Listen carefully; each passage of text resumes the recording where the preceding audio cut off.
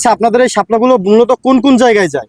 এটা হলো বরিশালে যায়, তারপরে দক্ষিণ অঞ্চলে আর কি এইগুলো খাই বেশি। আসসালামু আলাইকুম। আমরা বর্তমানে আছি হচ্ছে শাপলার রাজ্য সাতলায়।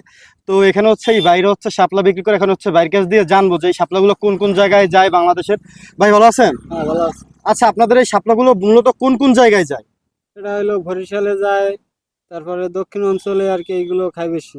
আচ্ছা, ঢাকা কি যায় এই যে এই শাপলাগুলো? না, এগুলো রাখা যায় না। ঢাকা যায় না। আচ্ছা, আপনারা এই শাপলাগুলো কি হচ্ছে চাষ করেন নাকি অটোমেটিক হয়? এটা অটোমেটিক হয়ে যায় যখন পানি আসে। যখন পানি আসে তখন অটোমেটিক হয় নাকি? হয়, আচ্ছা, আপনারা এগুলো তো হচ্ছে নৌকায় করে উঠিয়ে আনেন নাকি? নৌকা করে উঠাইতে না, গলা পর্যন্ত পানি আসে। গলা পর্যন্ত পানি হয়।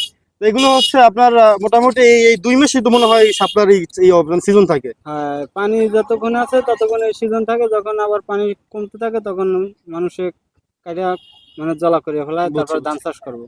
আর এগুলো কি শুধুমাত্র এই শাপলার জন্য কি রাখা হয় নাকি এখানে মাছ চাষও করা হয় এই বিলগুলো? মাছ চাষও করা হয় আর কি, সাপ্লাই এটা অটোমেটিকই হয়। অটোমেটিক হয় না? আর আপনারা মোটামুটি হচ্ছে এই শাপলা বিক্রি করে কি সচ্ছল?